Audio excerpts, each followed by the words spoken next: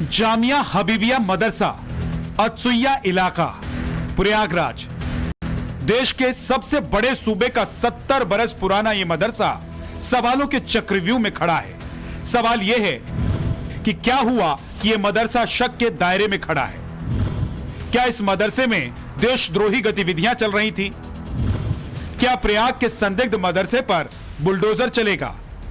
क्योंकि इस मदरसे में फेक करेंसी की फैक्ट्री चल रही थी। इस मदरसे में नकली नोट छापे जा रहे थे। यहां बैठकर ये 4 गद्दारों की टोली देश की आर्थिक व्यवस्था को चुनौती दे रहे थे, देश को खोखला करने की साजिश रच रहे थे। मोहम्मद तफसीरुल है, ये इसी मदरसे के मौलवी प्रिंसिपल थे, और जाहिर खान जो इसका मेन मास्टरमाइंड है, दोनों ये उड़ीसा के रहने वाले हैं। पिछले 5-6 साल से इसी मदरसे में ये दोनों रह रहे थे और इनके द्वारा ये जो नकली नोट बनाने की जो कार्रवाई इनके द्वारा यहाँ पे की जा रही थी। इस नकली नोट फैक्ट्री के खुलासे के बाद अब लगातार पड़ताल की जा रही है। टाइम्स ऑफ नवभारत की टीम उस मदरसे में पहुंची जो सवालों में है। नकली नोट के इस खेल के कितने किरदार, मदरसे में आखिर कैसे नकली नोट की छपाई होती थी, इस गिरोह के तार और कहां से जुड़े हैं, ये कुछ ऐसे सवाल हैं जिनका जवाब आज हर कोई जानना चाहता है। और इन सब के बीच में टाइम्स ऑफ नवभारत की टीम उस जगह पर मौजूद है जहां पर नकली नोट की छपाई का काम होता था। 100 रुपए के 13,000 नोट की गड्डियां, नोट छपे हुए पेपर, ये कलर प्रिंटर और वो तमाम सामान मिले हैं यहां से जिससे धड़ल्ले से नोट बनाए जा रहे थे। जो आरोपी थे वो कहां पर बैठकर नकली नोट की छपाई करते थे, कहां पर प्रिंटर सारे लगे थे, कहां पर नकली नोट को बकायदे उसकी सीरीज बनाई जाती थी, कैसे छपाई होती थी, ये सब कुछ हम आपको दिखाने जा रहे हैं। इस मदरसे में चल रहे नोट के गोरखधंधे की पूरी इनसाइड स्टोरी बताएंगे कि क्यों 500 की जगह 100 के नोट छापे जाते थे, ये कितनी महीन साजिश थी। ये जानने से पहले जान लीजिए कि इस मदरसे के ऊपर नोट की फैक्ट्री चल रही थी और नीचे बच्चे पढ़ रहे थे। देखिए ये पूरा एक बड़ा सा हॉल है। इस हॉल के बीच में नमाज अदा की जाती है, जबकि साइड के जो बरामदे हैं वहां पर क्लासेस चला करती थी। डेस्क देखिए आप यहाँ मौजूद है, इसके अलावा जो दरी है यहाँ पर बच्चे बैठकर पढ़ाई करते थे। लेकिन किस तरीके से यहाँ पर नकली नोट का कारोबार किया जाता था, ये चौंकाने वाली बात है। और इस घटना के सामने आने के बाद से देखिए कि इस पूरे मदरसे में फिलहाल सियापा पसरा है। जो बच्चे हैं वो यहाँ पर अभी फिलहाल नहीं दिख रहे हैं, नदारत हैं। कहा यह जा रहा है कि छुट्टी होने की वजह से बच्चे नहीं आए, लेकिन जो लोग मिल रहे हैं उनके चेहरे बता ये रहे हैं कि किस तरीके से इस घटना के बाद से वो भी हतप्रभ है। जैसे जैसे आशुतोष इस मदरसे के अंदर चले गए, वैसे वैसे होश फाख्ता करने वाली सच्चाई सामने आती गई। मदरसे के अंदर ऐसी ऐसी तस्वीरें दिखी जो बेहद चौंकाने वाली थी। हम आपको तमाम तस्वीरें दिखाएंगे, मगर उससे पहले सुनिए मदरसे में चलने वाली करेंसी फैक्ट्री के खुलासे पर यहां काम करने वाले क्लर्क ने क्या कहा। वो जानकारी बिल्कुल नहीं थी। आपके ही मदरसे से प्रिंटर पकड़ा गया, नकली नोट पकड़ा गया। ऊपर बताया ना, ऊपर कोई नहीं जाता, न कोई लड़के जाते हैं, न कोई टीचर, न कोई एम्प्लॉय, कोई नहीं जाते हैं। मदरसे के ऊपरी तल्ले पर यह सारा खेल चल रहा था। मदरसे के प्रिंसिपल मौलवी तफसीरुल आरिफीन के कमरे में नोट छापने का सारा साजो सामान था। लिहाजा टाइम्स ऑफ नवभारत की टीम पहुंची उस कमरे तक जहां से पुलिस ने आरोपियों को गिरफ्तार किया। जैसे ही आप यहां से ग्राउंड फ्लोर से आप बढ़ेंगे तो ये लोहे का गेट है और इसके बाद ये सीढ़ियां हैं। सीढ़ियों से जैसे ही हम ऊपर चढ़ते हैं, यहाँ पर 2 या 3 कमरे बताए जा रहे हैं वो बने थे, और इन्हीं कमरों में बैठकर जो आरोपी शिक्षक था, जो प्रिंसिपल था, वो इस पूरी वारदात को अंजाम देता था। देखिए जैसे ही हम यहाँ पर पहुँचते हैं, लोहे की एक मजबूत जाली है और फिलहाल इस घटना के सामने आने के बाद से हालांकि इसको सील कर दिया गया, हम इसके आगे नहीं बढ़ सकते हैं। इसके साथ ही हम आपको दिखाने की कोशिश करें तो ये लोहे का एक दरवाजा है और कहा यह जा रहा है कि इसी कमरे में बैठकर जो आरोपी प्रिंसिपल था वो अपने जो साथी हैं उनके साथ इस खेल को अंजाम देता था। पुलिस ने यहाँ से जो तमाम उपकरण हैं वो बरामद किए हैं और फिलहाल इस पूरे ऊपरी परिसर को सील कर दिया गया है और पुलिस इस मामले की जाँच में जुट गई है। यहीं बैठकर प्रिंसिपल अपने साथियों के साथ मिलकर पूरी फैक्ट्री चला रहा था।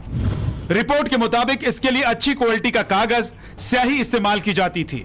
प्रिंटेड नोट को पटरी की मदद से कटर ब्लेड के जरिए बड़े सलीके से काटा जाता था। इसके बाद असली नोट में इस्तेमाल होने वाले मेटेलिक धागे की तरह नकली नोट पर हरे रंग का चमकीला टेप लगाते थे ताकि देखने वालों की आंखें धोखा खा जाएं। इस देशद्रोही गतिविधियों का मास्टरमाइंड जाहिर खान उर्फ अब्दुल जाहिर था, जो सालों पहले यहीं पढ़ता था। जो पकड़ा गया है क्या नाम है, अब्दुल जाहिर जी। तो वो भी जो है 5 साल पहले यहाँ पे स्टूडेंट था। यहाँ से पढ़ने के बाद में अपना कई धंधा किया, करते करते अब ये करीब करीब 1.5-2 महीने से यहाँ देखा जा रहा है उसको कि आता है ऊपर चला जाता है, तब क्या बोला जाए। मदरसे के प्रिंसिपल मौलवी तफसीरुल आरिफीन का दोस्त था और ये दोनों मोहम्मद अफजल मोहम्मद सादिक के साथ मिलकर पूरा कारखाना चलाते थे। नोट छापने के बाद चेन की तरह इसे मार्केट में चलाते थे।